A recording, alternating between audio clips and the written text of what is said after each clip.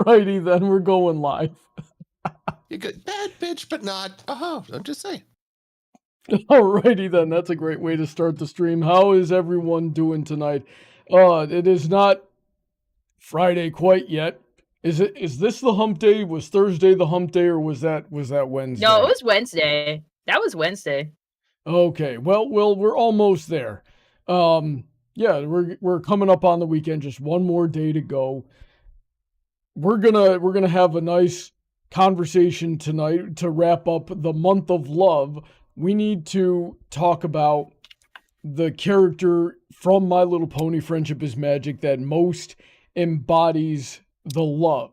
So before I get into all that, though, we're gonna shout out the patrons, especially on the $10 and up tier, such as Heather, Shady, Autoknight, Emerald, Senko, DJ, Rain, Billy, Alden, Kanto, Mr. Sonic, Alicia, StarChaser, VentureCorp, Willyzin, Icanus, Vulpecula, Jimmy, J. Yoshi, Raptor's Talon, Avenicus, and Dark Malcontent. Check out all those links in the description for their content, how you can support the channel, what you get in return. Get me off the construction sites, please, before I lose my freaking mind. Now then, joining us for this conversation, we've got Heather Blossom. How are you doing tonight, Heather? I'm pretty pumped up about two separate things, two different debate topics, but we're going to start with this one. We're going to start with this one. And we got Silver Quill. How are you doing tonight, Silver?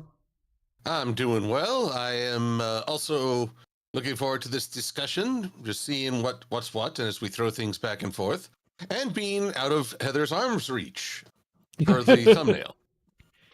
I'm just going to give you a little hug, a little friendly, platonic, spine-squeezing experience. You know, I'm surprised, Heather, that you didn't just, like, magic bolt or something like that. And it's not like you to use the physical effort to go over the table. Well, what can I say? You left an impression on me. Yeah, going over the table is something I would do. Now, to start this off, I want to recant a story from a little over a year ago, maybe two almost. But I was telling the story on this show with Silver, with Heather, and a couple other people about the time that Silver and I were hanging out at Everfree Northwest in 23. And he stopped a Celestia cosplayer to get a picture, and she was flirting with him, and he just let it go. And so we were talking about that story on this show, and somebody else said, oh, Silver would have gone for it if it was a Luna cosplayer. Somebody else asked, what if it was a Cadence cosplayer? And Silver, if I remember correctly, responded, I wouldn't have asked for the picture in the first place. And that sort of gave me the impression that you don't really like Princess Cadence that much. What say you for yourself, Silver? Well, that was the young Everfree Northwest me. Now I'm the crotchety old, currently post G4, G5 Silver Quill. You could cosplay as anybody. I'd be like, hey, how you doing? No. It's just anyone will do at this point. It's just like, I'll take anybody. Come on. I'm past my prime now.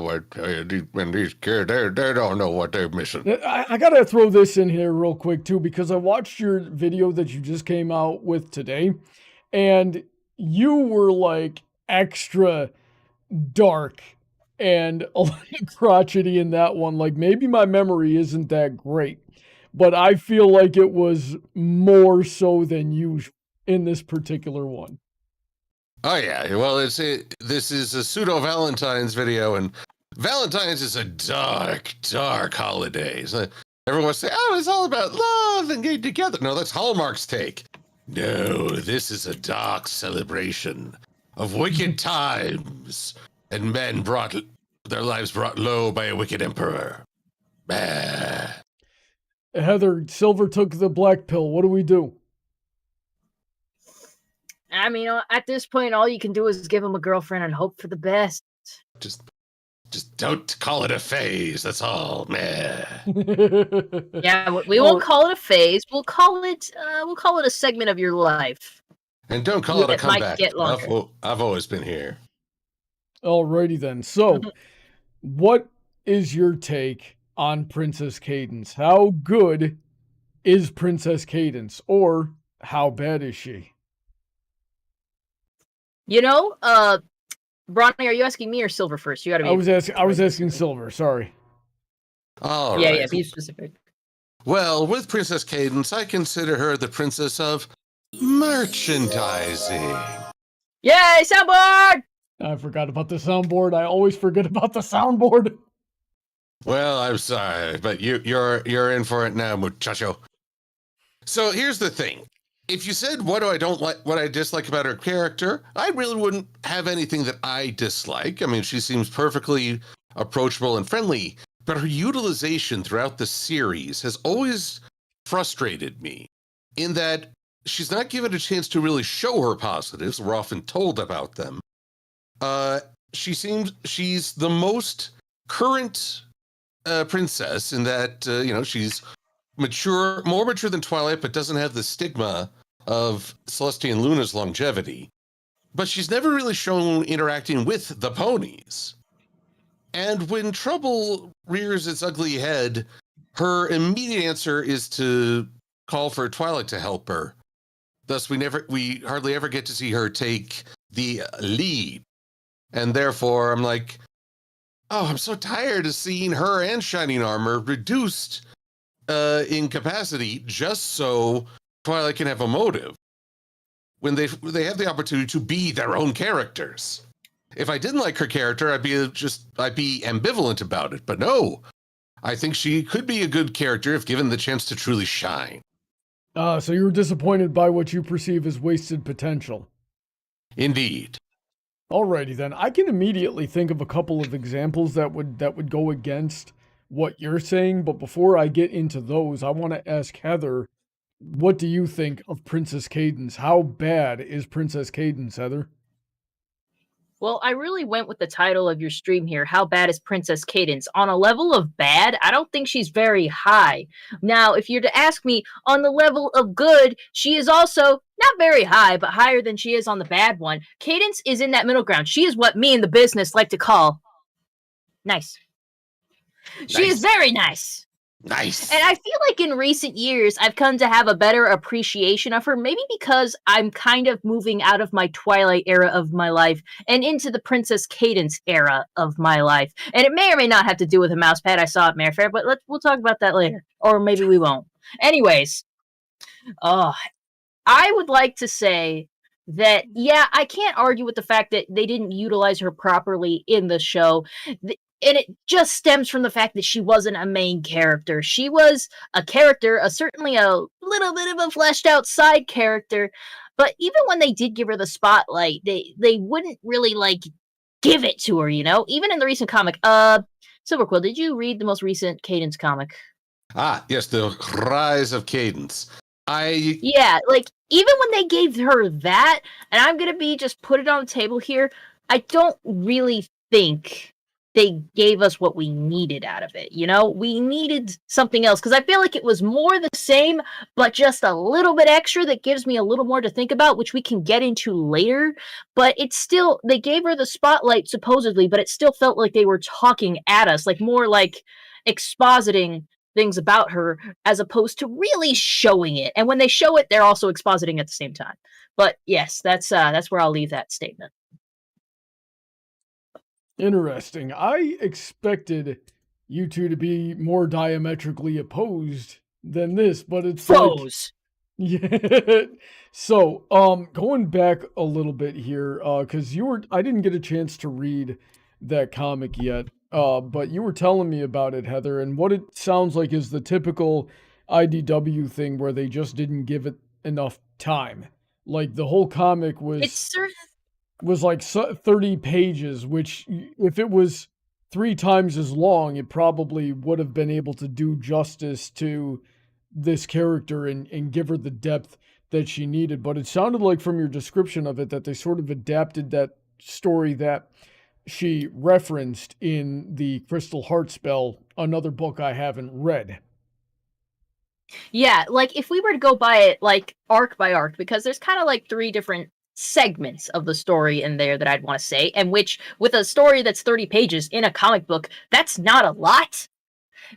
A lot of the plot lines fell flat for me, but like there were nuggets of things that were interesting, like a little more of an introduction to like what her special talent is and kind of what it meant and how it's utilized. But really, like I said, it's nuggets, and there's plenty to infer, but still a lot that wasn't explicit, other than them basically kind of dropping the whole Crystal Princess thing that confused a lot of us when we were first like in the Crystal Empire saga. Mm-hmm. So when we were young and foolish. When we were young, and they were like, "Oh, look, it's the Crystal Princess," and we're like, "Wait, what the fuck, Crystal Princess? Where'd you pull that shit from?" And then they cut to a commercial, and it was gack, gack, gack, gack, gack. Brony, why didn't you ever get me, gack? Firstly, I didn't know you until 2-3 years later. Secondly, secondly, gack, to my knowledge, isn't even a thing anymore. Yeah, what happened to my gack? What happened to my Stilly Putty? Secondly, additionally, I don't want that crap in my furniture. Oh, you think I'm a child and I'm just gonna smear it everywhere? You certainly could fool me some days. Yeah, that's not a good thing to say to the person you're gonna marry, you fucking weirdo. What year did the season 3 opener come out, Brony? Let's examine that. You're gonna make it weird. 2012. You was want it to know 12 or was it 13? 2012. No, I don't want to know what you were doing in 2012, you frickin' middle schooler. Actually incorrect. Alrighty then. Alright. But yeah, where was I going with all that? I have no idea. I'm kind of curious. So when you say you're exiting your Twilight phase and going into your Cadence phase, what do you mean? So, I feel like at the beginning of this show, I related to Twilight a lot more. She was going through studies. I was going through schooling. When the show debuted, I was in school, and I was still in school. I didn't stop going to school until sometime in the middle of it. But yeah, I was really much in Twilight's phase of life, learning new things and, being introduced to the world. So, and, becoming who I eventually became or am right now. It's all led up to this. But yeah, I was going through my Twilight saga as the show was airing, and near the end of the show, and really like I feel like it was coming together. But yeah, near the end of the show, I certainly feel like I've ended that phase of my life, and I feel like I'm more in my Cadence. It's not an age thing, but more of a mentality thing. Twilight, like throughout the entire show, is trying to figure out things about herself, figure out where she is, how other people function, and where she belongs in the hierarchy, especially after becoming an alicorn. I think we can talk about how much I related to Twilight and our correlation by the pure fact alone that the moment she became an alicorn princess, it all became clear that I could do whatever I wanted with my life. Like, Brony talks about how much he hated Magical Mystery Cure, but I loved it. The music was great, and I actually liked the progression because up until that point, I actually hadn't, like, finalized my OC. I was having a hard time designing it. I mean, it was monochromatic and wore a denim suit at one point. It was a unicorn because I couldn't pick between unicorn and Pegasus because who the fuck wants to be an earth pony? Like, do I want to fly or do I want to use magic? But if you use magic, you can also make wings and fly at the same time. I had so much indecision in me. But when I looked at Twilight and her progression into an alicorn princess, I realized, oh my god, what it all meant is that you can become, like, was I really indecisive or did I just not want to settle? My OC came to be what it is right after that aired, and I think I'm better for it. And from there, though, I've settled into who I am and where I am, like, nah. There are certain other aspects of my life I'm certain are going to grow as well, but I feel like I'm in my Cadence era because I'm more self-assured. When you look at Princess Cadence, she is confident but not arrogant. She is assured, but she doesn't know everything, and she's just more prepared and knows her place a lot better than say Twilight ever did in the series, unless you mean like the epilogue part of that episode. But yeah, I feel like I'm in my Cadence era because I've just grown so much since then. I can't exactly look at Twilight anymore and be like, oh yeah, that's the reflection of me. Silver, do you have anything you want to add or take away from that? I could reference GAC again. If we're talking about growth, I feel like while Cadence does seem very sure of herself and her role within equestrian society, including the Crystal Heart spell, where a literal magical force will affirm your identity once you've had the recognition. I mean, who wouldn't want that? I have to ask.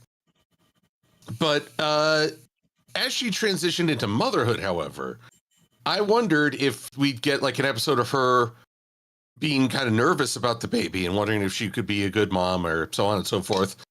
But then that would require that they would have to show her growing heavy with child.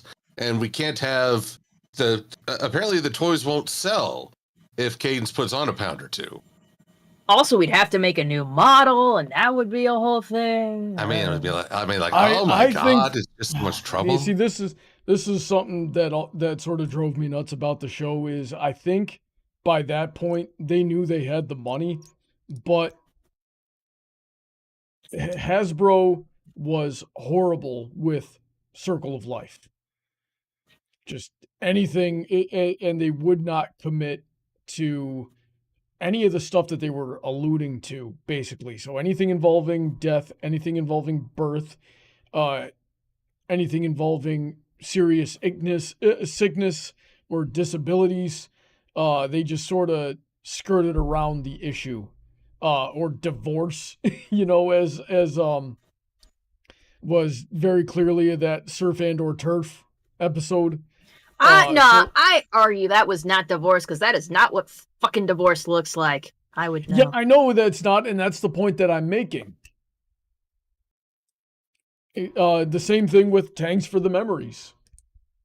I did not think that was supposed to be a death episode until one of the writers went up on the stage at one of those conventions and said, yes, that episode was supposed to be about death.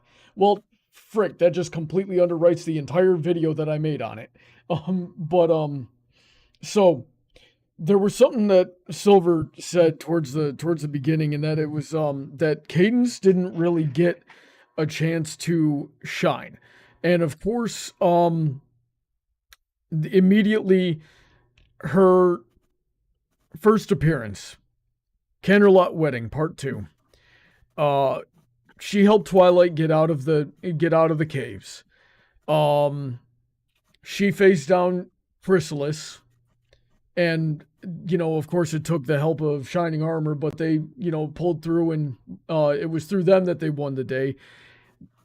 Technically, the next episode, Crystal Empire, where she's holding a shield up by herself. By the time Twilight gets there, it's already been 3 days or something like that. And then saves the day again, catching Spike and reigniting the heart. And did not hesitate at all in Three's a Crowd to throw down with frickin' what was that plant from? Oh, the Tatzelworm? Yeah, the Tatzelworm. It reminded me of I'm trying to remember the name of the plant that eats people.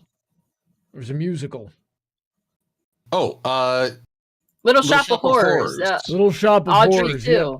Audrey 2. Yeah, it reminded me of Audrey 2. God, I swear I'm getting Alzheimer's. But it was not afraid to throw down at first notice after flying across the country. And that's just what came up off the top of my head. And then of course the Christmas special where they're the perfect gift. And she was when her and Shining Armor were fighting the fudge monster. Pinned between the fudge pudding, monster and the Winterzilla. Yeah, the pudding. Pudding. Yeah, you fight the fudge monster after you've had the pudding, if you know what I'm saying. Oh, geez. Yeah, so that pinned between the pudding the Smooze basically, and the Winterzilla, and rescued her daughter out of that. So we've got a few good examples of her jumping into action and keeping her cool the entire time, understanding the stakes, knowing the importance of everything, but not freaking out, which I think helps the situation a ton. Because I mean, have you ever been in a situation that was just made worse by, there's always one person in the situation that's just running around like a decapitated chicken screaming. We don't get that out of Cadence. So there's my defense of Cadence. Silver, what do you think about that? Well, here's the thing. In some of those situations, I focused on a different aspect. First off, in the scene where she, quote, helps Twilight escape the crystal caves, what I mostly remember is that while she's singing and lamenting for her dear shining armor, Twilight's the one trying to shove the cart. And it's like, kids, you could get out and help push and then get in. I mean, now, fair is fair. I think she was trying to push and then she slumped down, like she didn't have the strength. How long was she down there? I gotta wonder. They don't specify, but I'll bet you it was a while. And it's true. She did try to push and needed a little effort, but then Twilight's like, here, I'll push you. And even at the climax, where she and Shining Armor are trying to, well, Shiny's trying to rally the defensive spell, it ain't working. So Cadence, Twilight has to tell Cadence, quick, help him cast your magic. And it's like, press X to win. So, and with it, how can I put it? Her best moments are capitalizing on the efforts of others. Crystal Heart in season 3, Spike brings it to her. She is able to, well, come up with one of the best memes in the fandom, wife launching. And we always love that. Oh, yes. Rocky and Bullwinkle. And she does the catch. Again, fair is fair. And she's able to storm in, make a grand entrance and tell all the Crystal Ponies, rally your magic now. So I find usually, while others have to do the groundwork, and I focus more on that, Cadence does know how to seize a moment and rally everyone. That's a strength. Unfortunately, I would just prefer seeing her do a bit more of the legwork. I mean, we also have forgotten, was it called Games Ponies Play? Or yes, silly website. You keep moving everything on me. Yeah, it was Games Ponies Play, where she would, while everyone was trying to keep the mistaken judge entertained, she was just getting her hair mane done. Dude, did you see that Rarity pulled out a drill during that process? I did, and I kind of wondered if she might have installed a chip in Cadence's mind while we're at it. I can't. I'm just saying that hair styling did not look like it was easy to go through. Well, it's not easy for Rarity, I'm sure, but unless some of those curls are covering up a bloody hole in her skull. I just remember a few clips of it. You see her feet just twitching as like Rarity's getting different tools, and I'm like, oh, that probably hurts. As a balding man, I don't think I can empathize with her pain. I'm sorry. I thought I thought step 13 was optional, and it's. Yeah, I was about to say, I was like, have you ever had your hair pulled and braided and stuff like that? And I just realized the two men I'm in the room with. Well, I used to have really long hair, but I just but yeah, a little disclaimer, I grew up with a mother who would braid my hair every day. And I'm not talking about some cute two little braids. She wants to braid all up on my scalp, yanking and pulling and spraying. So I'm kind of partial to the fact that getting that hairstyle, especially with how the first draft of it came out, looking horrendous. That was probably a very painful experience. That poor princess probably had a migraine right after. So yeah, let's give her some credit. She endured cranial torture to get her hair looking that good. Cranial I wasn't even gonna bring up Games Ponies play because Silver's right in that one. She was,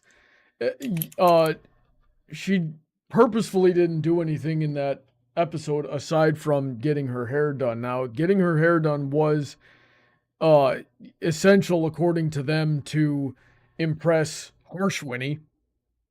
So they needed to, everybody else needed to do the legwork to give her time to get into that headdress. But that wasn't really about Cadence, though. That was about impressing Peach Blossom or Peach Bottom, whatever it was, who we thought was Harshwinny. Though now I'm tempted to go back and see if I can. Oh yes, it is. Well, okay. I do see. I'm on the Friendship is Magic wiki in the gallery, and I'm seeing the infamous drill scene. I'm just not sure I see Cadence twitching. I have to go back and watch this episode now. Hold on. They have to pan to her feet. Not the feet. Let me see here. Oh, well, her My Little Pony Friendship is Magic. Games Ponies play.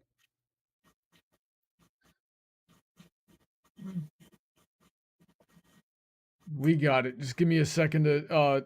So while I set this up on OBS, Heather, what do you think of my defense of Cadence? I think it's very generous of you. Can kind of go with it. I will say, a lot of times I feel like I appreciate Cadence, for the relation, but also a lot, like, I love that what we can do with her in fan works. Like, I know Silver's point is that he hates the wasted potential, but I'm like, I like that she has all this potential because in fan works, it's the funniest thing imaginable. I shouldn't say just the funniest, but it's always the best thing to see how different people interpret the traits that we did get and spin it into something else. Like, I love what the fandom does with her character a lot more than what the show or canon material does, which I don't think is something that we should leave out, because there are some characters that were given like about as much, but they don't go as far in the fandom. Like, there's of course, My Little Pony's been known that people just latch on to certain side characters, but when's the last time you heard anyone talk about Harshwinny or Peach Bottom or whatever the fuck? I don't even know her name. I can't even remember her name. Cadence, there's like just so much fan content that is fun. I've always enjoyed different ways she's characterized in fan fiction, whether they're going like, oh, she's actually a neurotic shipper route, or whether they go with, oh, like exploring the different aspects of what being the Princess of Love represents. Going back to like the My Little Pony movie, I found it interesting that when they I don't think they was it like they deleted the scene where they were introducing the different princesses in stained glass, like the Princess of the Sun, the Princess of the Moon, but they don't call her the Princess of Love in this scene. They call her the Princess of Family, and it's like, what? Because it's a family picture. So we can't say love? But yeah, I was also like, are they taking something away from Cadence saying that she's the princess of family as opposed to love? Because love is an all-encompassing kind of thing. And I think we had a debate a long while back about power levels. And I said, because Princess Cadence is the princess of love, that means her power can be almost infinite, because no matter what, like, a lot of things have been through, there's solar eclipses, there's lunar eclipses and stuff, but love always persists. The Crystal Empire went away for a bit, but through the power of love, it came back and it was able to be restored through it. But I won't get too much into that power scaling. But going in, if people delving into just what exactly the power of love can do in a physical form is something that I found so fascinating. Like, some people wanted to go into the fact oh, is she making people feel love, or is she just pulling out the love that is already there and intensifying it? Which brings me to the Well, which brings us to the poison, love potion, Cadence's love thing. I mean, when she was first introduced, and we just had a episode saying it's important to let others. They have to decide their own future. They have to find their own special someone. While researching and learning a bit more about that softened my opinions on Cadence, I still have to raise issue with that.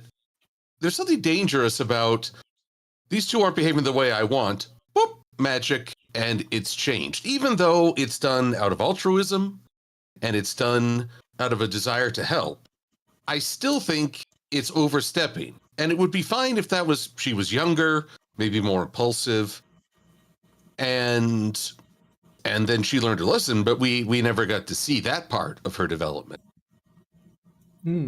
Let's take a look at this real quick. Yeah. What are you doing here? Is someone sharing? Oh, yes, you're sharing your screen. We just wanted to introduce Miss Harshwinny to... pulling this up? Princess Cadence isn't ready. Yes. Things gone terribly wrong. I need to speak to the princess. You can't! You mustn't! She's in the middle of a delicate conditioning rinse that must go perfectly if there's to be any hope for her hair. Come on. How bad could it be? Imagine her mane turned into a porcupine. Ew. Please, I will bring her back from the brink of tragedy, but you have got to buy me some time. There's no other way! So, you see this here? Okay, so we didn't get... That was not the scene. The scene we want is at 9 minutes and 11 seconds. Gosh darn it, I blew right past it. Okay. Oh, I've done that all the time.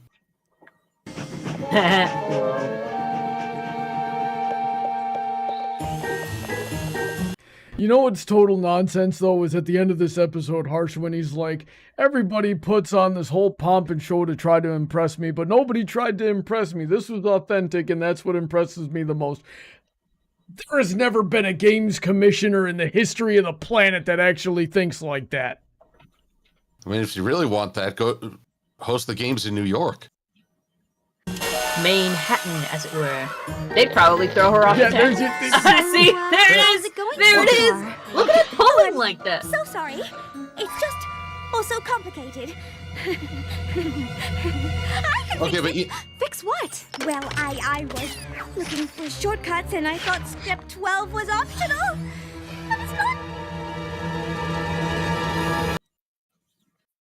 How about that? that's something else. Yeah. That's something for Mardi Gras. That's Mardi Gras right there. Woo! Shining Armor God. gets to wake up to that every morning. Yeah. Yeah. Now, But, I mean, she was definitely going through it here. If we just scroll back one more time.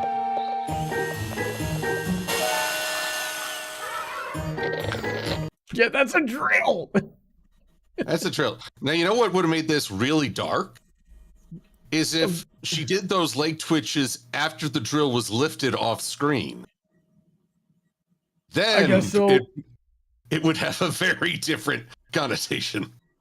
Yeah, I I don't know. suppose it would. After sure. Oh my goodness.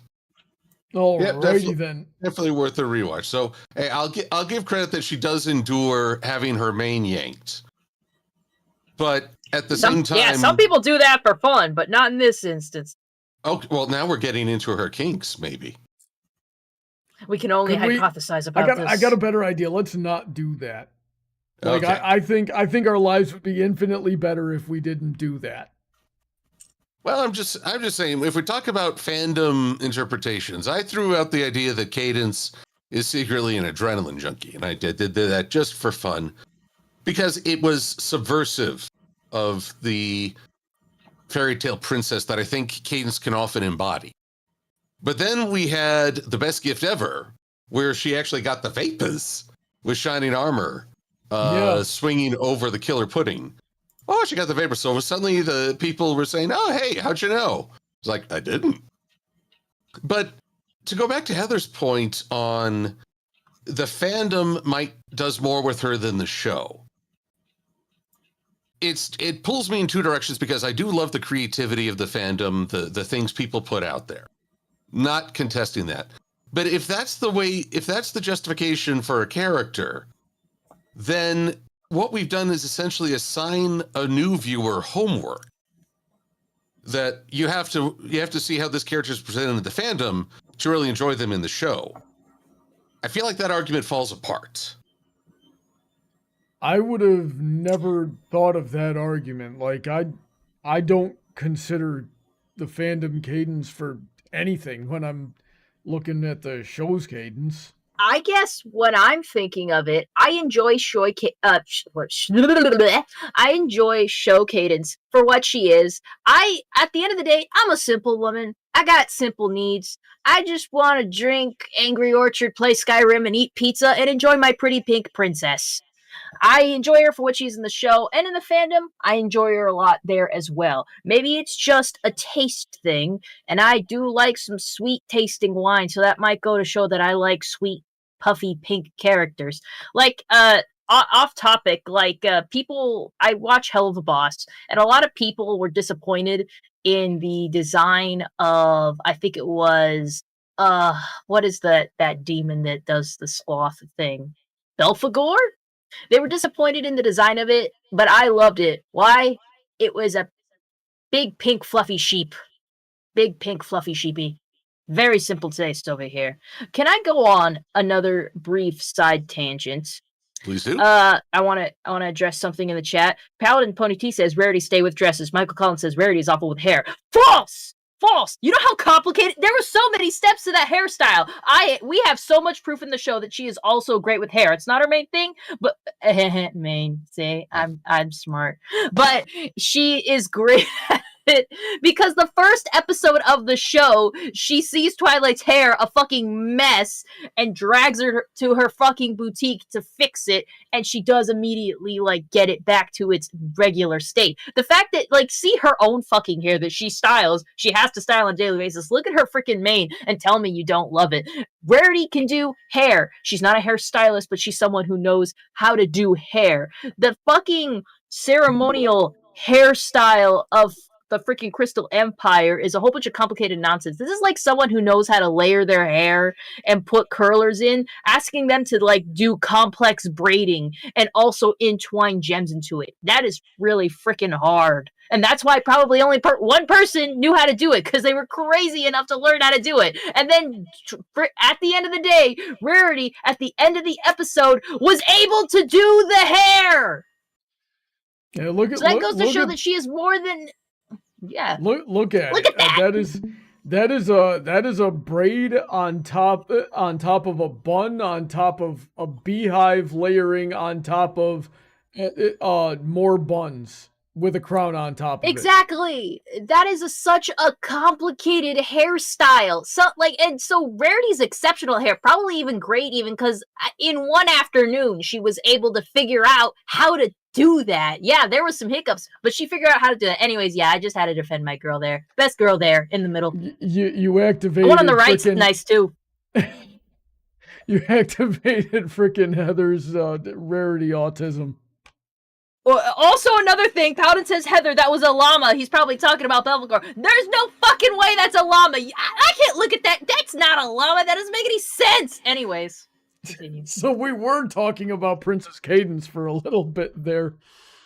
Sorry. What about okay? There was also another episode that comes to mind where Cadence was it was a good example of just being the voice of reason. That was the one where they were on the airship and Iron Will had tricked them into thinking they were going on vacation. You know, contracts. They got it through the parents. It's always your boomer parents that are gonna fall for these scams. Yeah. So while Twilight was freaking out, Cadence was still, if I remember correctly, able to enjoy it. She's got to do a little bit better of a job of keeping a tab on her demon spawn there. But yeah, she enjoyed it and was able to enjoy it. And when Twilight had her little meltdown, she was able to help calm Twilight down. I think that's an admirable quality. Yeah, I think at the end of the day, I don't think Cadence is bad.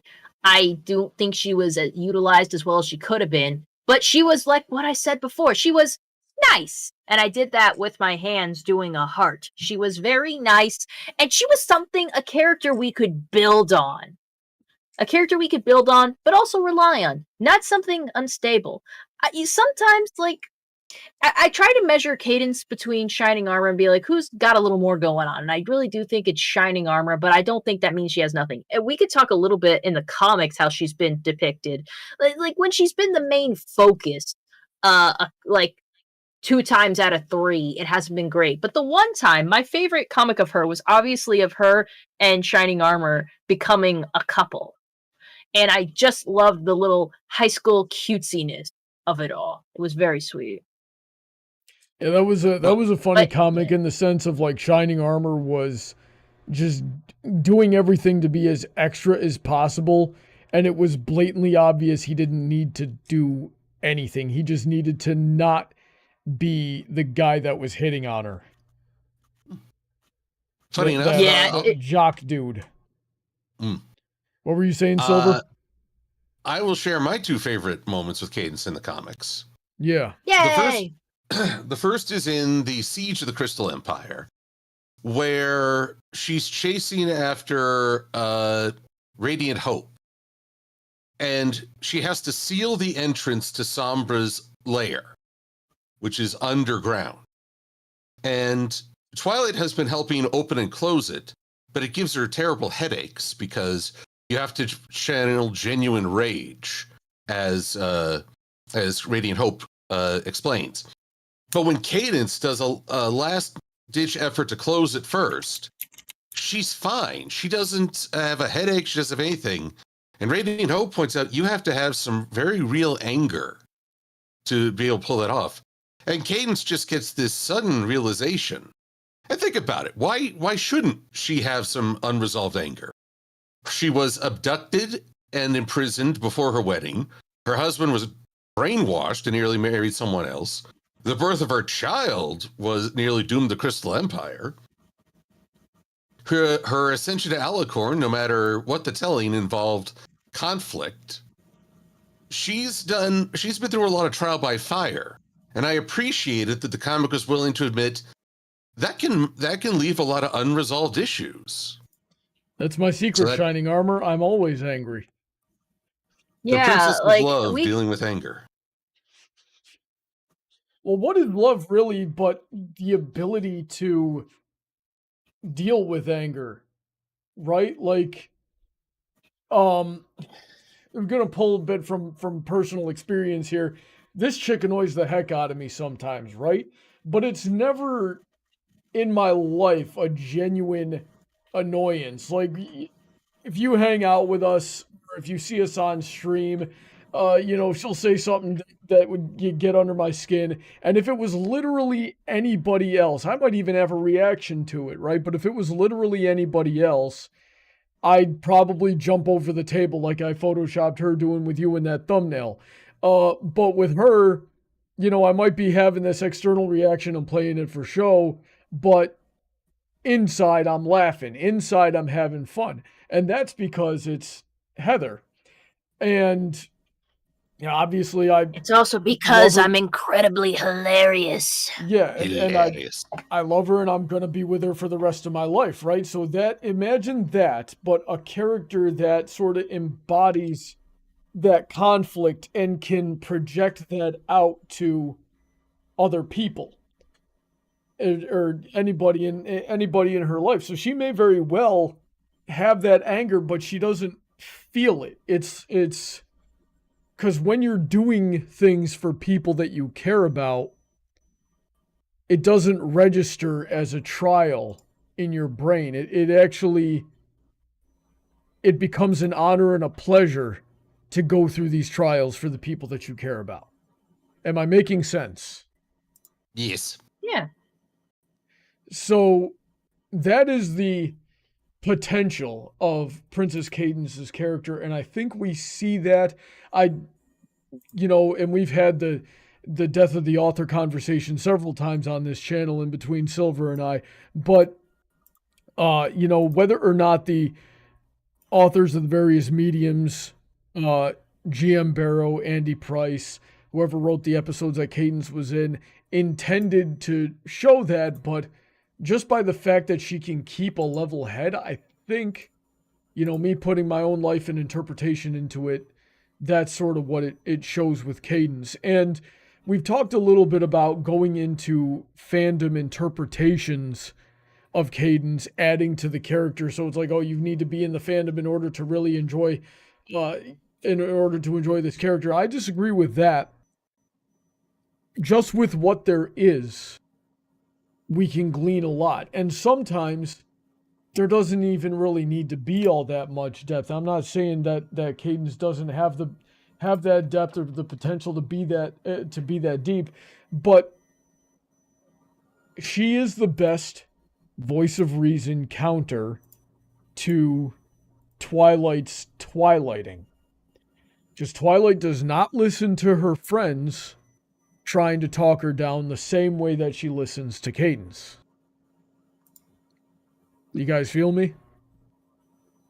I feel you, but again, I would point to where I feel like the show undermines itself. How so? And, well, one, I've never really bought into that single breath motion that she taught Twilight in Games Ponies play. I mean, it seemed too convenient. But there was the episode in the special gift, again with the demonic pudding. We keep coming back to the pudding because that's where the proof is. You want to know what it tastes like. But when Cadence and Shining are trying to talk Twilight down, and they're saying, you can depend on us, you can rely on us, but then their daughter is messing with the concoction in their line of sight, as far as I can tell. It feels like the show is telling us one thing, but showing something different. And as a result, it feels like it's not a flaw of Cadence, but an undermining. However, I didn't get to go to my second favorite depiction of Cadence, which might actually be even stronger, and it plays to what you just said. Yeah. In the Return of Tempest Shadow, she goes to the Crystal Empire to reunite with a friend. And she greets Cadence, the very pony she turned to crystal. Or stone. I forget what it was, really. So Cadence deserves a medal for meeting all of Tempest's cynicism and hostility with, as you say, a calm and level head, and even able to have some laughter. When the topic, where's the Princess of Explosions? Cadence laughs that might describe her daughter. Mm-hmm. So I really admired her in that moment. But then at the end of the comic, when Tempest has reunited with her friend Dropsy saying, Cadence, wow, she's so awesome and powerful. She might be stronger than Celestia. I was like, whoa, no, don't go down this road. You don't need a comparison. You also don't need to tell me she's awesome because I've gotten to see her be awesome. One of the crucial things that hampered my enjoyment of Cadence early on was everyone was telling me how great she was. And that's a bit hard because that was when the Cadence on screen was Chrysalis. Oh, back in the day when we didn't even know her name. But when you tell me a character is so great, but don't give that character a chance to live up to the hype, I feel cheated. I feel miffed. I feel hungry, but that's for later. Mm-hmm. Well, to be fair, I don't think we would have had the screen time, or not even the screen time. We didn't have the run time in that episode to show Cadence as herself. Because we spent the whole time building up to the fight, and then after the battle, then we had to have the wedding. So yeah, what you're asking for would have needed to take place in future episodes. Through the glory of hindsight, I could see an alternate way to do all this, but again, that would just be headcanon / fanfic. However, I will bring up a critique I saw of Cadence back in the day. Yeah. But I thought it didn't make a whole lot of sense within the context of the show. I don't I don't remember who wrote this. It was on a blog of some sorts. They criticized Cadence was selfish because they went right back into her wedding instead of focusing on search and rescue after the changeling attack. And I thought, friend, this is My Little Pony. They recover from an attack, a disaster, a huge disruption easily. Heck, in the scene where the changelings are forced out by the Love Wave spell, you see Dr. Hooves afraid for a moment. The minute a changeling flies away, he's just trotting on like it ain't no thing. I just thought that critique doesn't hold a lot of water because it runs against the show itself. So, Heather, what do you think? I'm looking at different IDW comic panels of her in them, trying to think of more to add to this. I think the most I could say about this, because certainly nothing I say could because there are problems. Like when I was starting this, I was saying, yeah, we're talking about how bad is Princess Cadence. I would say we're not flawless, and she certainly isn't either. But I'm not sure what to say. You kind of put me on the spot there because I was trying to think of more things to say. And also, I reading a panel. I lost track of where we were going with that. So recap. Well, we're just sort of talking about the way that we got gypped out of the portrayal of Cadence that Silver was looking for, where we showed her being as good as Twilight had hyped her up to be in the first episode at the beginning of A Candlelight Wedding. Well, wasn't that the entire point, is that she hyped Cadence up and we were supposed to be very taken aback about how she appeared to be because she wasn't herself. She was a Chrysalis in disguise, but yet we didn't know that at the time. So that was, but then we were talking I think about that was the part they did very well. After the wedding, we got Cadence back. Now we did get her back, and it was a very quick montage, sure, but they did the part where it's like, oh, she's everything Twilight hyped her up to be. She's a great person. Now you could say oh, that's hunky dory. That makes her a little too much of a caricature, because of course Twilight would have hyped her up. She probably remembers her with the rose tits and glasses on as the greatest babysitter ever, and it would have been awesome to show her more flat out more of a person as opposed to just the most perfectest, awesomest, full sitter, best friend, girlfriend, wife, mother than ever. But at the end of the day, I feel like your guys' expectations are kind of lofted because, I'm not saying you shouldn't want more, but the point is, I don't know why the expectation for more is so highly, I don't know why the expectation is so high when at the end of the day, she wasn't a main character. She was a very strong side character. She was not a main character. Because if she was a main character, I'd be straight up, oh, this really sucks because there's no depth. We don't see this. We don't see that. At the end of the day, she's a side character. And I don't want to say hey, monitor your expectations. You get what you get, blah, blah, blah, blah, blah. Because they certainly put more attention to her afterwards, and in supplemental materials they certainly want to get a little give something a little bit to the bronies, but at the end of the day, she's a side character, not one of the more popular ones. She was not gonna get very much, and I'm not saying oh yes, the crumbs that Hasbro has given us, delicious.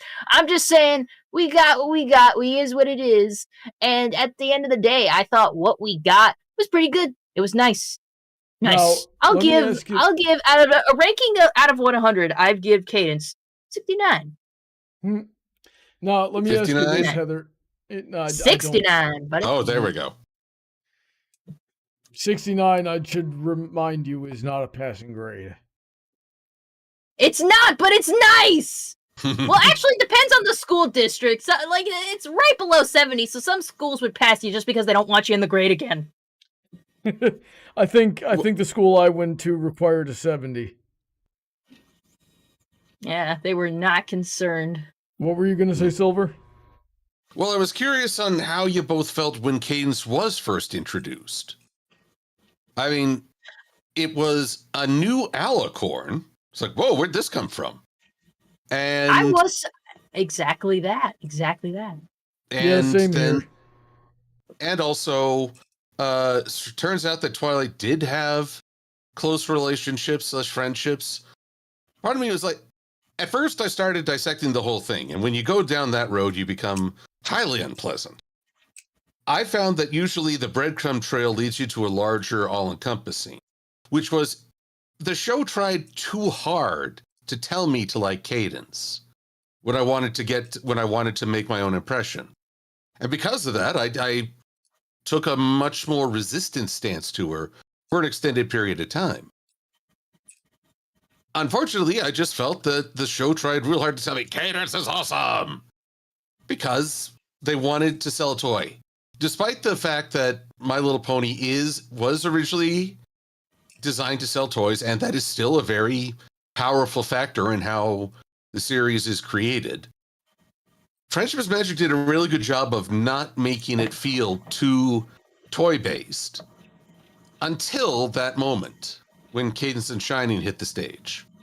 Now, I'm racist against alicorns, so I was quite perplexed by the third alicorn, but the rest of the stuff I didn't really register or care about that much. I was just wondering, how are we gonna reconcile this character on the screen here? What's going on? I, of course, going into everything totally blind, did not see Chrysalis coming. Yeah, that really caught me by surprise. They're like, she's a changeling. I'm like, wait, what's a changeling? What are we talking about? Changeling in front of me, like, holy shit! Like, it was like I thought we were going to get an actual lesson about, because and I quote Applejack, and I can't believe that the show went there. You're being possessive of your brother. That is a whole separate level of psychology.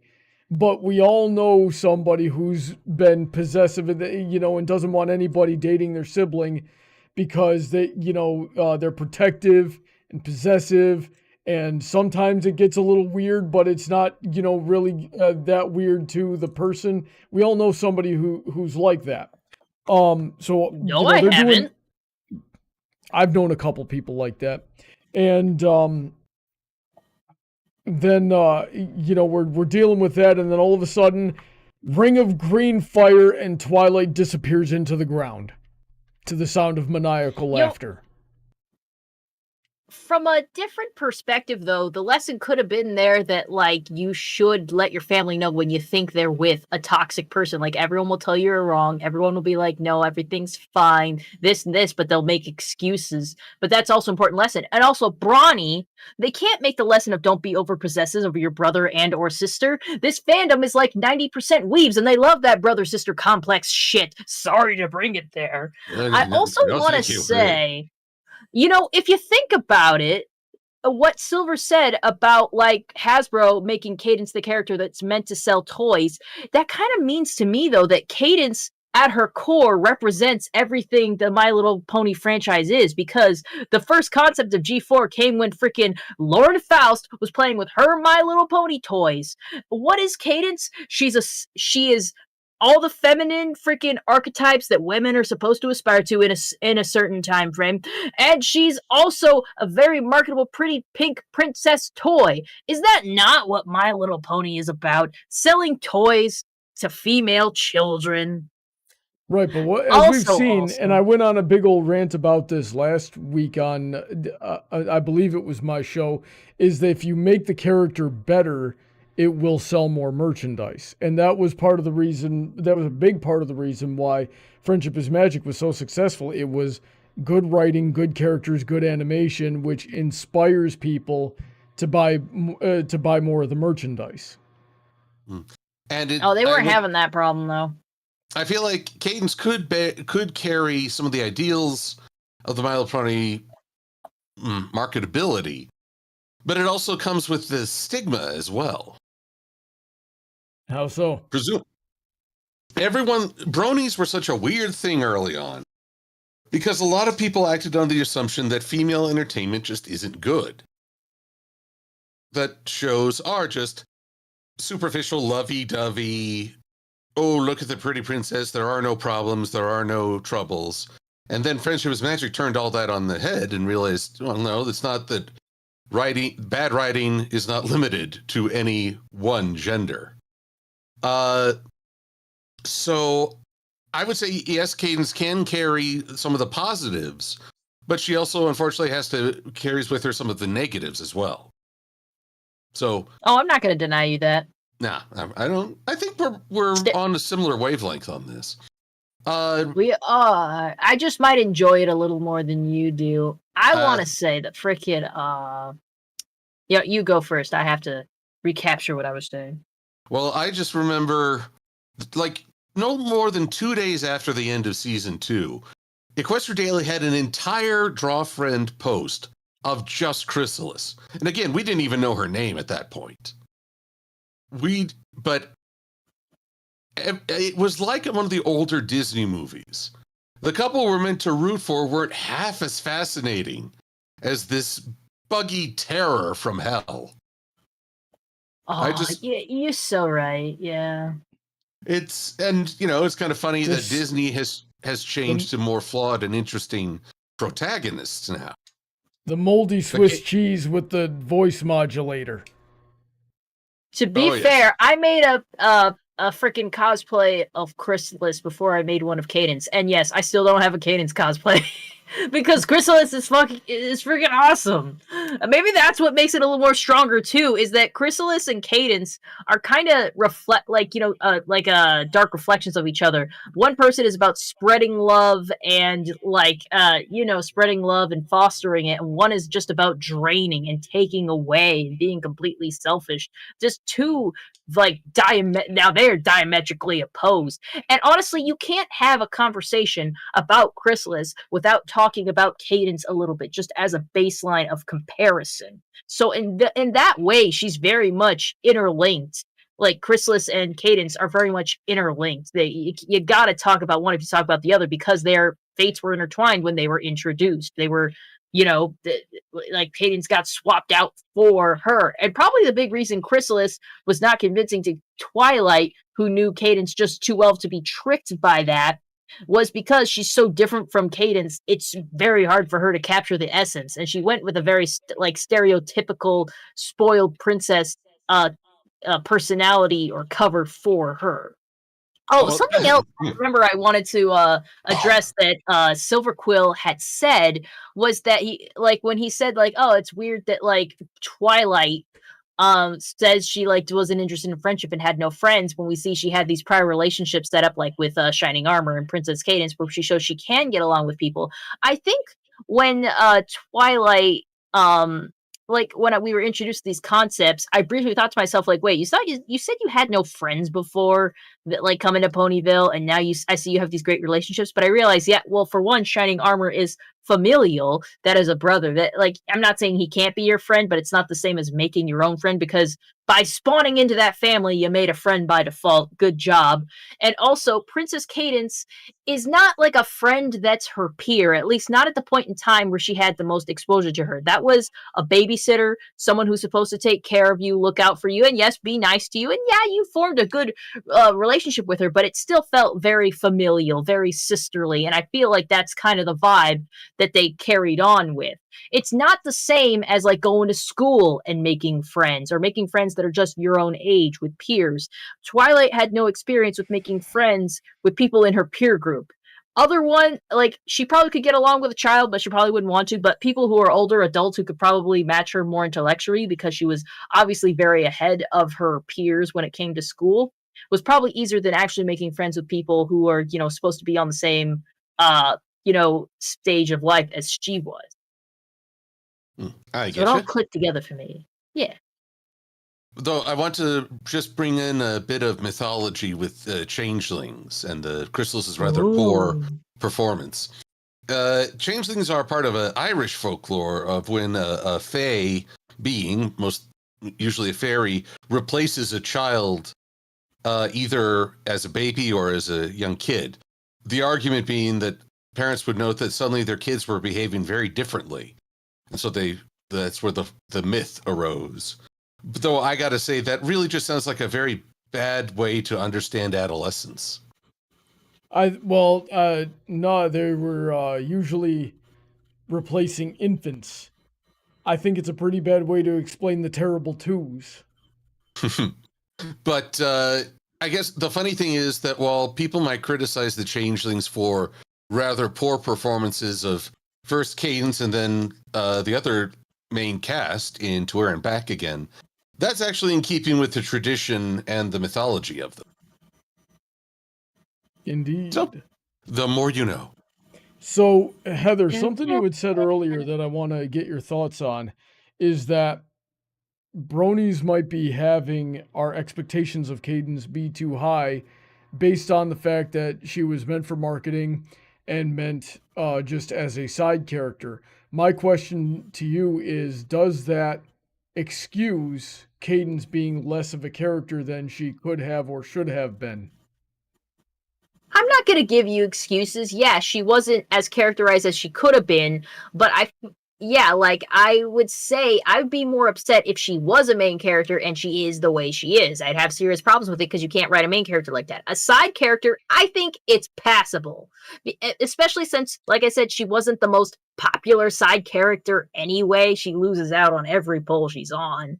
They didn't put focus to her because they knew that's not really what the crowd wanted. They wanted to see more of the main six. They wanted to see more of the main six, they wanted to see more of the main six. They wanted to see sometimes more of Spike. When it comes to Cadence and Spike, now that's a hard one. Who do people like more? Hard to say.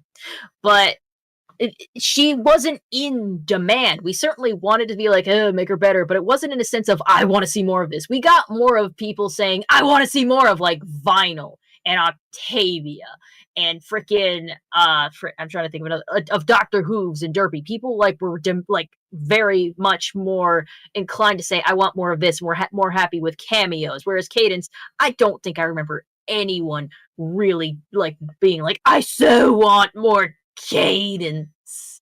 There wasn't a demand, so they just didn't answer it. At post-show, there did just seem to be a little bit of people being like, I'm curious about Cadence or something like that, so they throw a couple crumbs and bones here and there. But I'm just saying, what can you expect when no one really wanted it? Hang on, they were throwing bones? I want to see that. That'd be metal. Throw me a bone! Anyways. There we go. Here are the bones I'm of an just alicorn. saying, I'm not going to say they shouldn't have done better, but I'm going to say, why would they have when there didn't seem to be anyone that cared that much? Here's a question I want to ask the both of you real quick, but before I do that, Silver, were you going to say something? I would, because honestly, that was the attitude people had before the show was coming in. We all thought, oh, it's just another My Little Pony toy grab. And it really surprised us with how enjoyable and involving the characters were, how the world was fleshed out, how there was a great deal of continuity.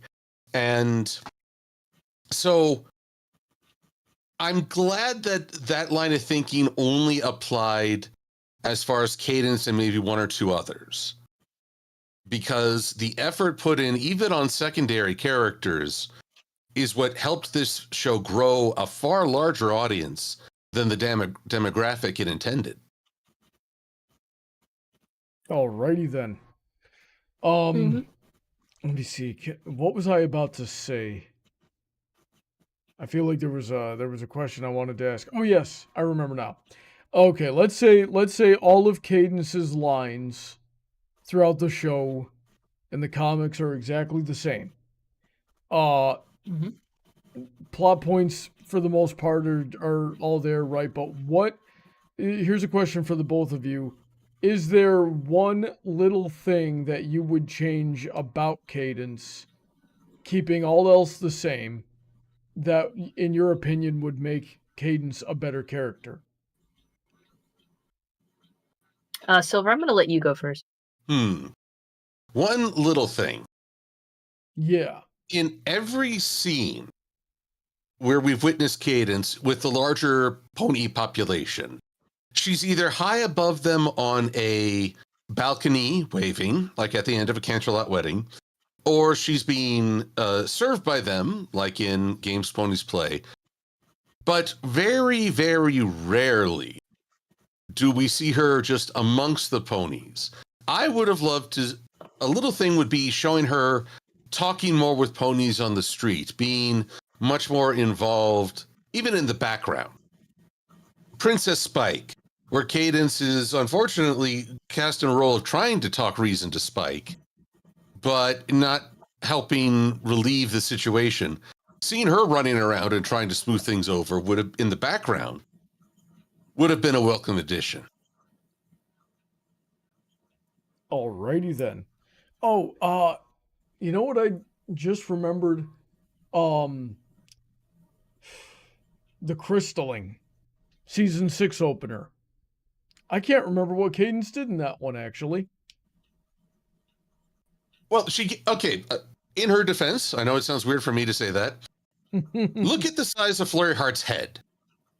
Now look at the size of Cadence's rear section. She must have been in horrible pain.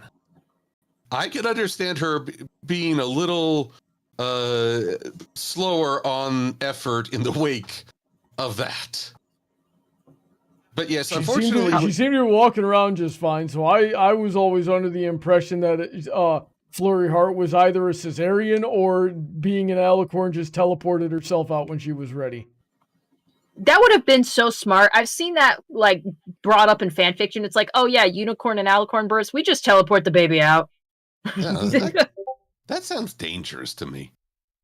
Yeah, like you can't see where the baby is, and like you gotta like what else? What if something else comes out? What if you take out the whole uterus? But I do remember Cadence told the ponies to go back to their homes and hunker down because of the storm, but no one listened to her. And that was, I realized that was done more for the plot, not meant to undermine Cadence as a ruler, but it sure wasn't a strong showing. Yeah. Alrighty then. Heather, have you thought of an answer to the question? Yes. I think they should have let her be more gross. I like your thinking. Like, I'm talking like I want you guys, like, after that birth, I wanted to see her all fucked up. Let her barf in a bucket. Freaking show her getting food poisoning and rushing to a freaking bathroom to take a mad ass shit. Show her, like, oh my god, it turns out she's been wearing makeup this whole time, and without it, she looks fucking, like, incredibly sleep deprived. Show her fucking getting some zits. I'm just saying, like, it's very simple. Let her be gross. That would just fucking humanize the shit out of her. People be like, oh man, she acts like a pretty princess, but look at that fucking zit. Oh yeah, I get that.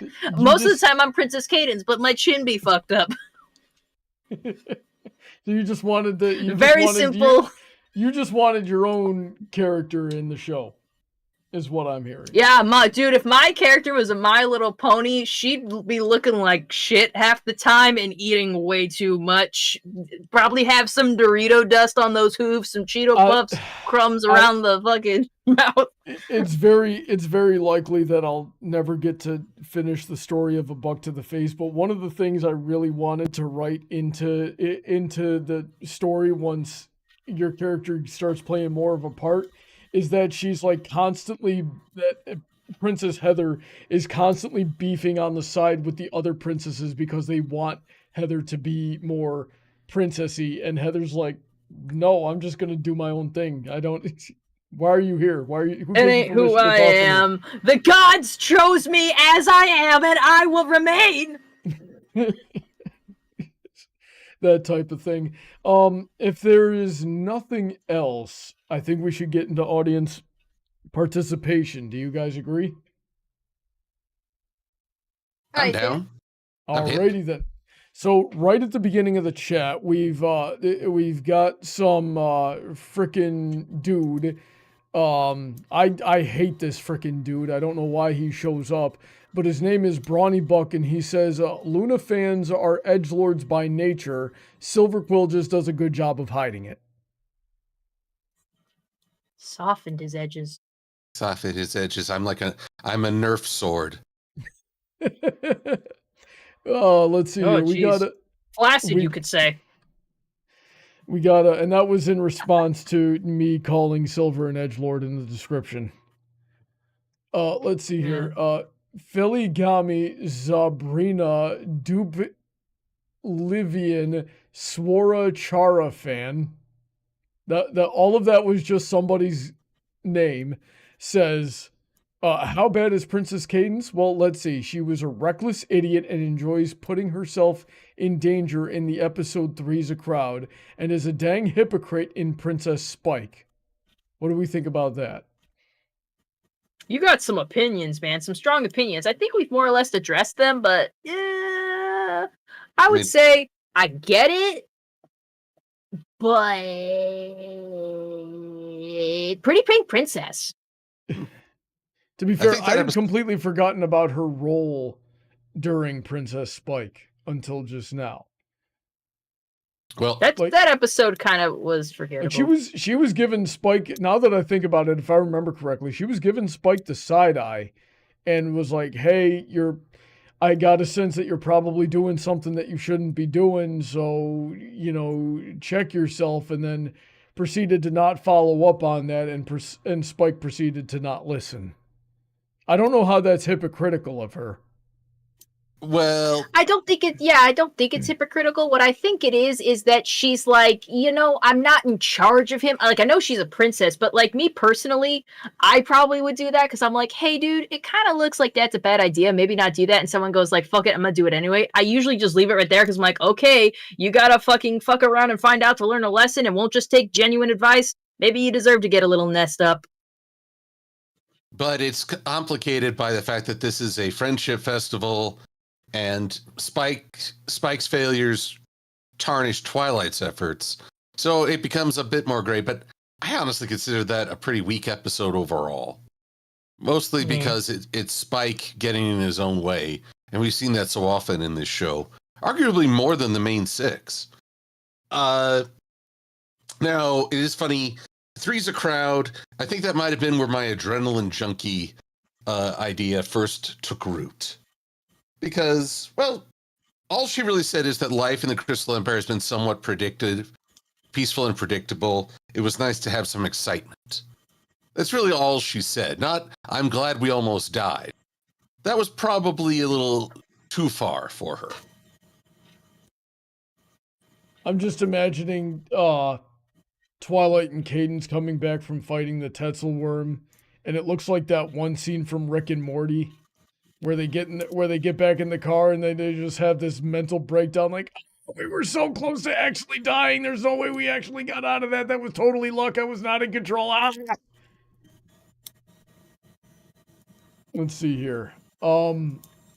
Paladin Pony T. Question for all. If you could write a story for Cadence, what would you do with her? Silver. Oh, I've been thinking about this, actually. So, Cadence discovers that there's one... fiction. All right. Cadence discovers that there's one crystal pony who has not regained his luster. And as it turns out, it's because his fiancée was outside the Crystal Empire when it got displaced in time. And therefore, there's no reunion. And so Cadence is forced with this struggle of how can she help this pony who even partially resents her for having a family? And how does she find a solution to help start the healing? That would be a very nice story. I want to read that. I'm a little scared. It might make my feelings hurt. Oh, the Fifis. Why you hurt my feelings? Well, if you want, I can lighten it with the scene I had in mind within that story. Yeah. Okay. So, Cadence, as part of the solution, Cadence consults Celestia for help because, this feels bigger. And Celestia gives her an encouraging letter, but also sends a whole bunch of records from the Cancelot archives. So Cadence is staying up all night, and the next morning when Shining Armor and Flurry come down, she's crazy happy because she has this idea. She looks totally disheveled and is ready to run out the door with this solution. And as she's going, saying, I love you, bye, Shiny just looks at his daughter and says, "Honey, between your auntie and your mom, I'm sorry to say you're going to have a freak out moment." And Flare Hardage just puts her hooves to her cheeks, going, "Ah!" Yeah, we better teach her a way to handle that anxiety now. All right, I will Exactly. accept this on the caveat that you give Cadence a pimple. You're like a Just pimple, listen. eh? Yeah, just like, it could be metaphorical. She sees one pimple on her face and she's like, that's it. And Shine's like, oh, you don't have to be perfect, honey. It's like, no, I know, honey, but like, I at least have to look the part and do my best to attain to this. I'll cover this up with concealer for now, but I'm going to do a full facial treatment when I get home from this situation I'm dealing with because I'm the perfect, pretty pink princess who solves everyone's love problems. There you I go. will say this, Silver. She cannot accept the blemish. It's out of character for Cadence because Cadence would 100% like realize when it was getting late at night, hey, I need to take care of Flurry Heart. I'm losing track of time. I can only make so much progress on this. I'm not going to be able to figure this out while I'm exhausted. I'm not Twilight. I don't know. Like I say, it's fun to step away from the character. Yeah, but you just wrote Twilight. Having a Twilight moment, perhaps. Where do you think Twilight got it? Oh, there we go. The Cadence conspiracy. How do you do that? Well, you see, I invested in something called a Rodecaster Pro, and it comes with 8 pre-installed sound effects. I'm working on getting another board for even more. Yeah, you just always seem to have the exact right one at the ready while you're talking. I would have needed to stare at the thing for a minute and a half, go, which button was it again? And then inevitably end up accidentally pressing the fart.mp3 button. Well, the funny thing is that out of this entire marvel of technology, the most helpful thing is a cardboard rectangle with holes punched out for each of the sound buttons. And you write the name of the sound effect underneath. All right. Oh, I had a thing. I did that kind of similar thing for an editing tool that, oh my God, it's still under my desk. I never like fully understood how to utilize it. It also helps if I can steer the conversation towards a sound effect. Yeah. The concert Sometimes I just say stuff. Concert Cruiser says, as someone who's interviewed the writers, I can't say Cadence is for merchandise because according to the writers, everything Hasbro does is meant to make money. And there wasn't that much Cadence merch. So Cruiser is disagreeing with the idea that Cadence was for merchandising because in retrospect, there's not a lot of Cadence merch. I'm going to counter that with there probably would have been more if Cadence was more popular. It's the Applejack problem. There's not a lot of Applejack merch because Applejack is usually bottom tier in terms of popularity polls. But she got a Guardians of Harmony figure and Rarity didn't. That just seems unfair. Please don't talk about that. Really, I like the Guardians of Harmony line. I wish there was more. Yeah, and there's no rarity. You can't remind me of this bag. We are of one mind on this. But here's Heather, the thing. we'll just 3D print a Centurion Harmony. Oh, Brony, I'm losing you here. Yeah, I'm losing him too. Oh, crud, not this again. You're very, very, very quiet. Quiet. Wonder what's causing that. Yeah, whoa, why did it get so low? Chad, how's my sound? Oh my God. Check. Is that any better? Switching audio inputs.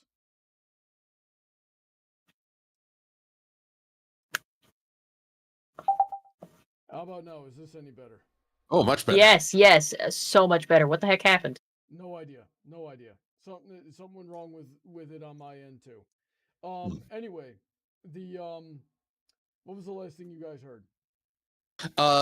You were talking about how we would 3D print some form of figure.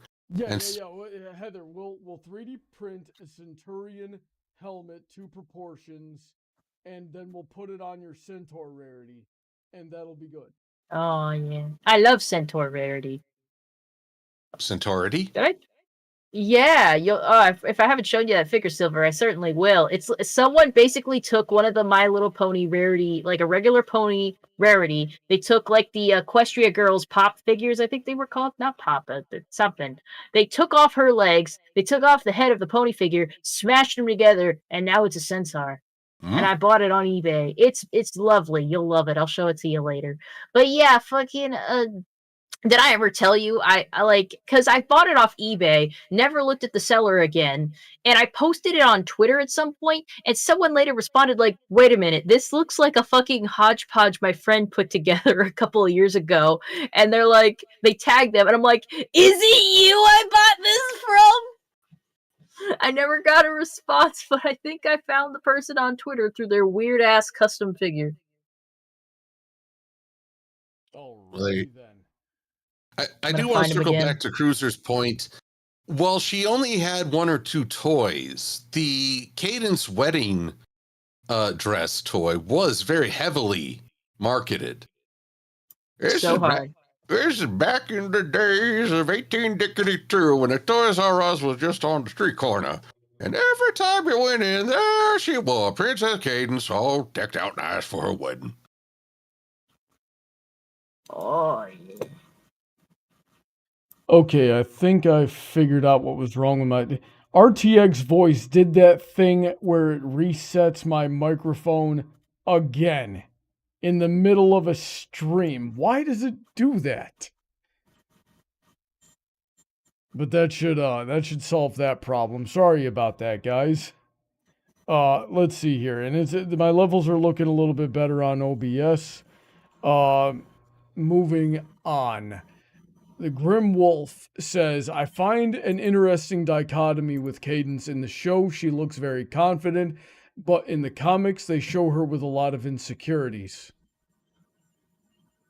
Yeah, I feel like the comics were kind of like a, hey, she's the perfect pretty princess on screen, so let's show something a little different on the comic book pages, which I can appreciate. They just don't wrap it all up very cohesively. Like, I think it was pretty good in like, you know, the Shining Iron Princess Cadence comic, though they didn't really show too many insecurities there with her. They mostly just showed her like really working to achieve a goal.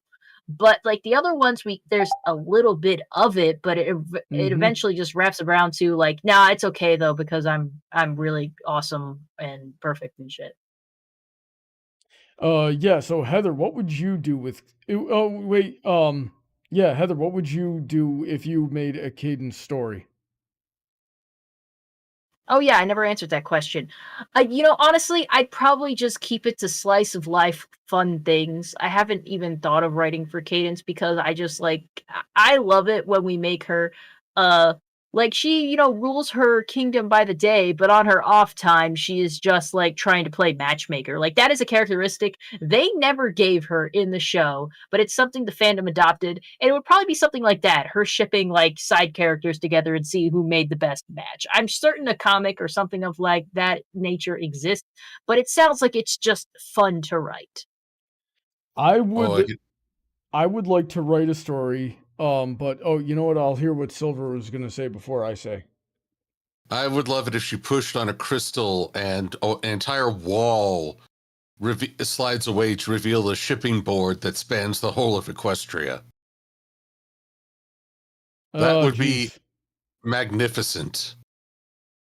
I like it when we do MLP infection AUs and she's the source. Oh, I'm less fond of that. Ooh. Yeah, I don't like that. I like creepypastas. I like my pasta scary.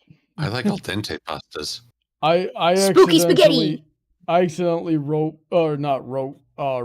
a Cadence grimdark fan fiction back in 2018, I believe, and I wasn't paying attention to the tags, but it was about Princess Cadence having her own Nightmare Moon moment and you know, putting a curse on all of Equestria that inverted their love into like selfish hatred, and they were like murdering each other, right? And so they had to banish Cadence to the moon, and you know, they couldn't undo her spell, so all the other princesses could manage to do was make the rest of Equestria just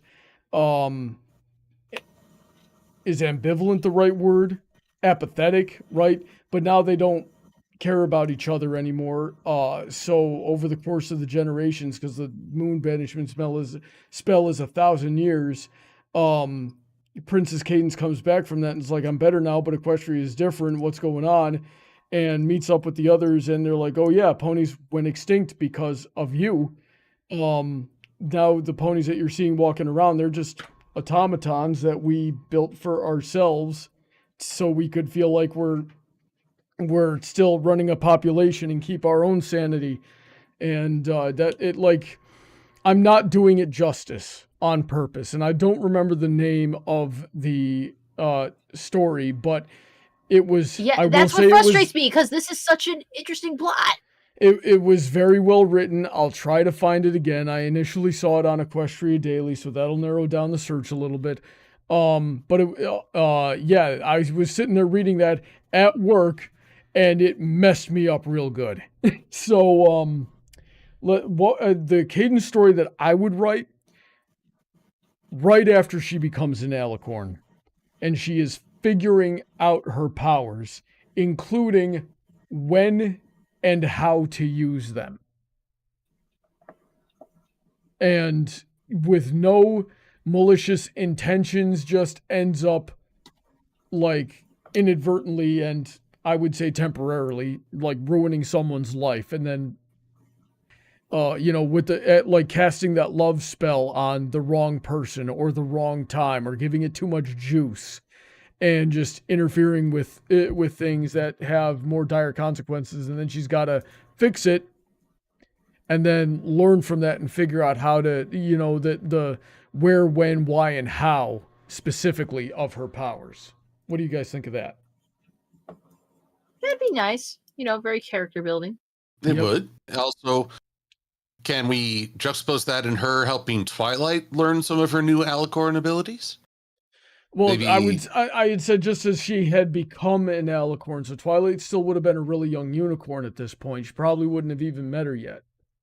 Okay. Yeah. But then, maybe we could flash forward at the end of the story and have her doing the same thing. But that, now that I'm thinking about it, I'm not sure that would work, because Twilight's whole special talent is magic and knows everything there is to know about magic. I don't think she would really have a lot to teach Twilight, and unless she's trying to teach Twilight specifically what she does. I don't know. Knowing magic and practicing can be two different things. I don't think that's an issue for Twilight. Well, we shall see.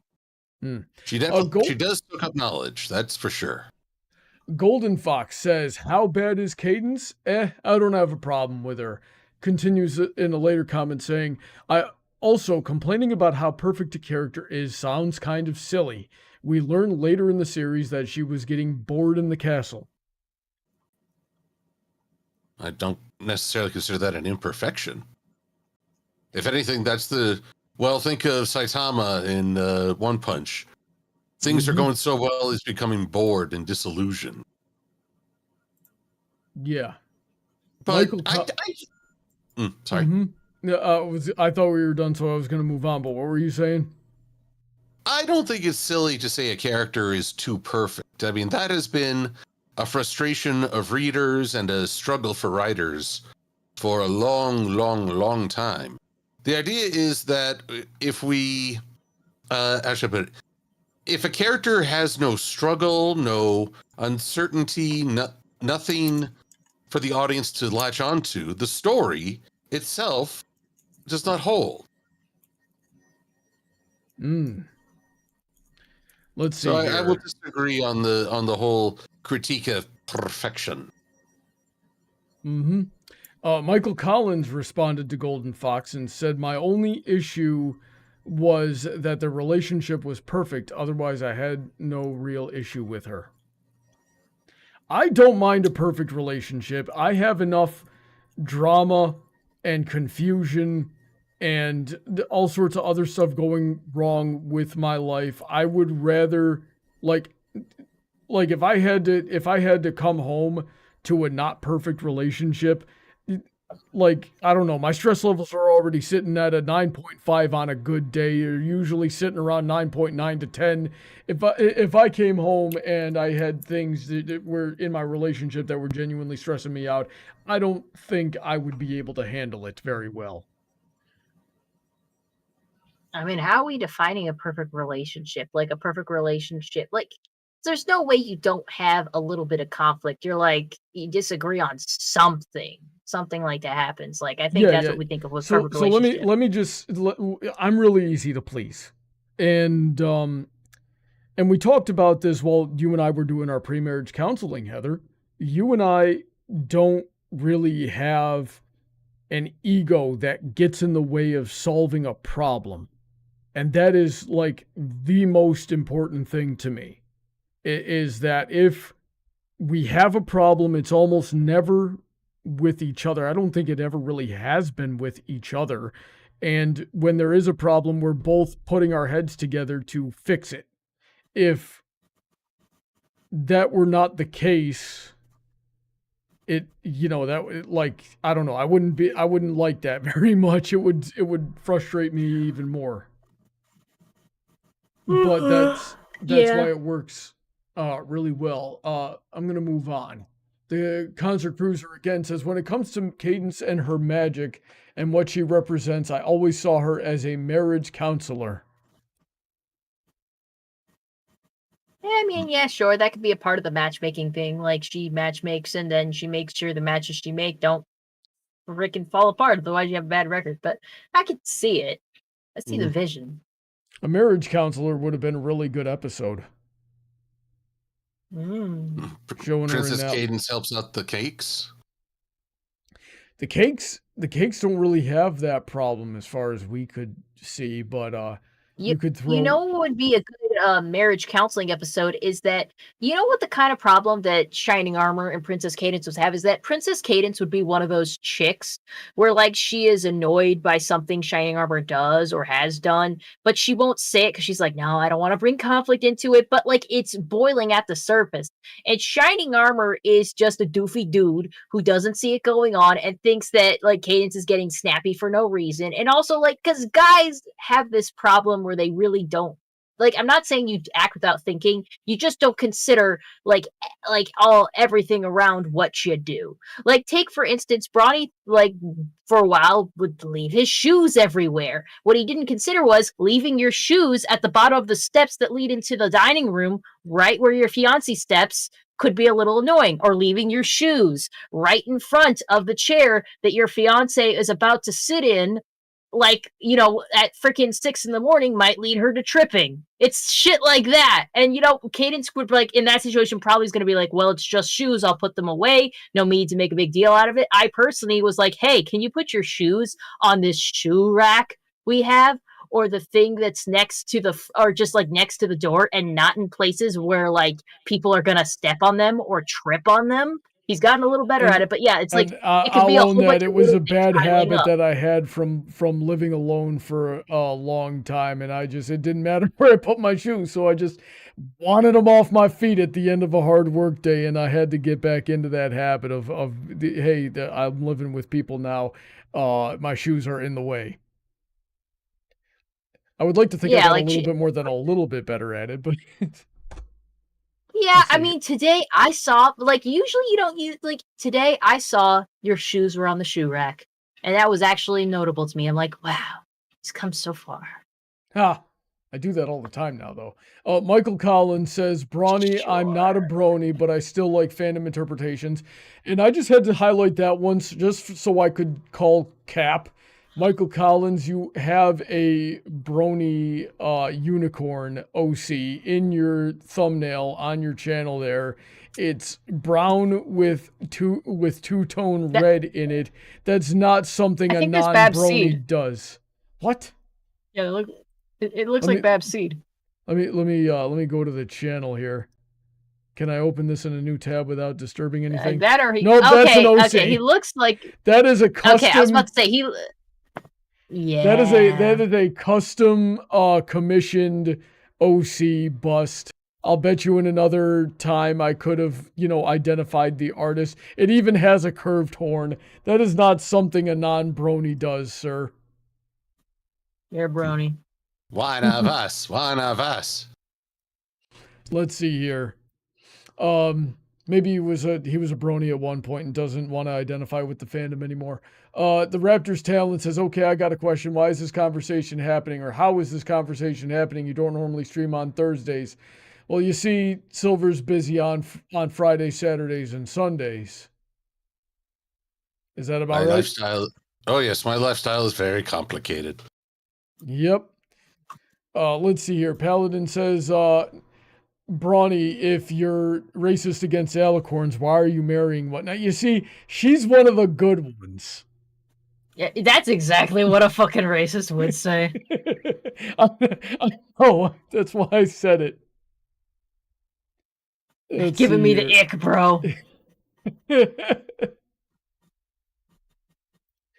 At least you're not Michael one of those Collins dirty says, I have changelings. interest. Michael Collins says, I have interests outside of MLP. I want to address that real quick. Like, dude, yes, we all have interests outside of MLP. We just also like MLP. You're a brony. Just because you like more than one thing doesn't mean you're not a brony. Do you think we are as flat as Cadence? That we just like, that Pony is all we do. It's all we watch. It's all we consume. Dude, I just talked about how I also watch Hell of a Boss. I watch Has Been Hotel. I play video games. I do. Yes. We are multifaceted individuals. We have layers like onions and ogres and shit, dude. You can like more than one thing. In other words, we're not a one-trick brony. And Michael also says, Heather, how do you know the fandom is full of weebs? Look at them. Experience, yep. I don't even have an argument. I just go to a con and be like, look at them. Look at them. Fuck it, you tell me that's not weebs in there. There's a huge overlap in yeah, why do you think fandoms. freaking My Little Pony? Yeah. Like, why do you think My Little Pony has like a whole bunch of anime references in it? Because they know the fucking audience likes that shit. They're weebs. The animators are weebs too. Yeah, there's just weebs everywhere in here. Exactly. It's a good thing I'm not a weeb, though. You see, I'm going to cut off Heather right now because she thinks I'm a weeb, but she's wrong, and I don't know how many times I have to explain this. Literally all of the anime, like I watched like somewhere between 5 and 10 anime up until Heather and I started living together, and then after that, every anime that I watched was either her recommendation or we would keep seeing it in memes and we would be like, what the heck is this about? And check it out of curiosity. Now, whether or not we actually liked it was a different story, but there's plenty of things at no point, this does not come across, at no point here was I like actively seeking out a show by myself. Well, with exactly 2 exceptions, and I will name them, Kaguya-sama and Uzaki-chan. Okay, and again, Uzaki-chan was from the memes, and Kaguya-sama was one of my other friends, got me to watch, and I was like, oh, that's actually really interesting. I'm down for that, right? Paladin, I will suplex you. Calling me a weeb in my own Brony, you're a karate nerd with a katana. Okay? I was a karate nerd for the vast majority of my life, okay? That doesn't make me a weeb. Weebs are dysfunctionally obsessed with Japanese culture that usually focuses on anime. I think anime is pretty degenerate by and large. The stories are horrible and written by otakus who don't understand actual human interaction, right? Just like 7 equals 1 heart says weebs. Brony is. Creepy Nugget says you're a weeb, and they use the wrong "your."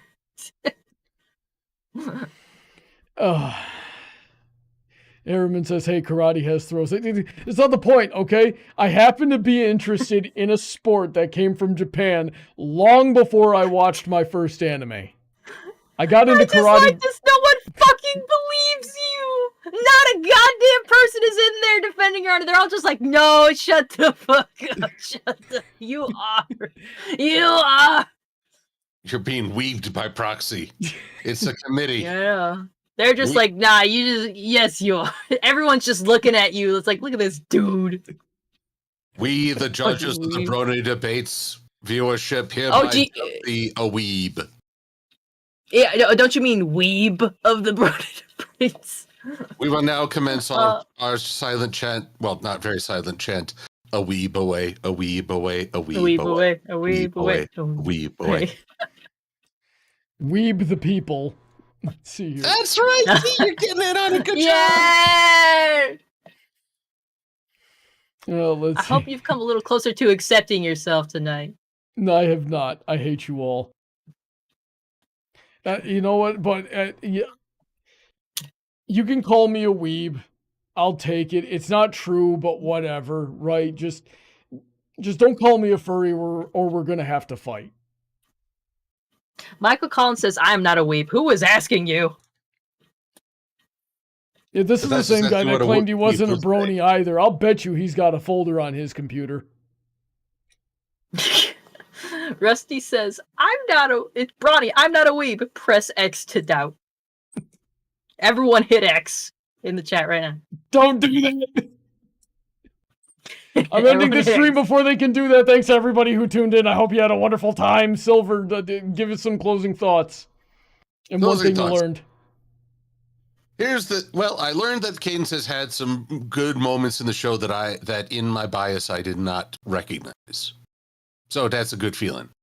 Yeah. I will close the thought that it was never about Cadence being a bad character. It was always wanting her to have moments to shine and to really stand out. Hurry it up, they're getting X's in the chat. I'm intentionally drawing this now as the X's come in. We're going to think that this is like a heavily censored podcast now. I'm getting X's from names I haven't seen in the chat before. We're getting the lurkers, for gosh darn it. Harriman says N. Wait, that's racist. You can't do that. Silver, no! I'm not against it, but I like Cadence and her potential. I'm disappointed that the show, I feel, wasn't able to fully tap into that. Yep. I can totally understand that. Heather, closing thoughts and one thing you learned. You always tell me that, but what did I learn other than I'm correct? I will say I do like any chance to just meditate over characters I enjoy and really dissect why I enjoy them, because I just kind of came to the slow realization after I saw a mousepad of Cadence at Marefair that I do like that character. There's a bit more about her than meets the eye, and you know what the eye does see, the eye likes. Very pleasant. You know, it makes me seem like I'm more of a complex person and not just a pervert. Alrighty then. And, I love the silence that finalized that. Yeah, no, nobody believes you, Heather. I think they do. Look at that. Creepy Nugget says I'm always right. Hell yeah! What did I learn? Well, I'll give my closing thoughts. I didn't think Cadence was a bad character. I think there's more to her than a lot of people see. And I learned that my chat has no trust in me. Oh, no, they have the ultimate trust. They trust that you're a weep. That's Haven't we all learned something about your weebiness tonight? No. I knew it already. Hashtag Brony is a weeb and a furry. I'll go with the weeb, but I don't know about the furry. Gazillion says based. So 7 equals 1 Hard has been telling me about his efforts to open a tabletop gaming cafe in his town. I pray him great success so that I can visit his shop and suplex him over his own counter. There we go. for that Aw. hashtag. That will be my congratulations, and then I'll buy the most expensive tabletop set in there. I don't know. All right. So Yeah. thanks everybody who tuned in. I hope you had fun. Thanks for joining us this late on a Thursday night. Get to bed. You've got work or school in the morning. Thanks to Heather and Silver who joined me for this conversation. Did you guys have fun? Oh yeah, it was pleasant for me. Very Good. much. That's the most important thing to me. And thanks to everybody who pitches in on Patreon. We're still trying to get me to do this full time here. So show this show to all of your Brony friends and get them to come into the chat and spam X and hashtags that make me want to kill myself. And we'll see you on the next time. We're very grateful to all the people on Patreon, especially the $10 and up tier, such as Heather, Shady, Autoknight, Emerald, Senko, DJ, Rain, Billy, Alden, Kanto, Mr. Sonic, Alicia, StarChaser, VentureCorp, Willyzin, Icanus, Vulpecula, Jimmy, J. Yoshi, Raptor Talon, Avenicus, and Dark Malcontent. Be sure to check out all their links in the description, as well as see what you can get in return for your support of the channel. I will not make any promises, but I'm going to try to stream tomorrow as well to just wrap up the month of love with one more long round of Hatful Boyfriend. If Heather's up for it, that is. So we'll see how tomorrow night goes. Until then, stay safe, God bless, and have a wonderful night. Say goodnight, everybody. Good night. Good night.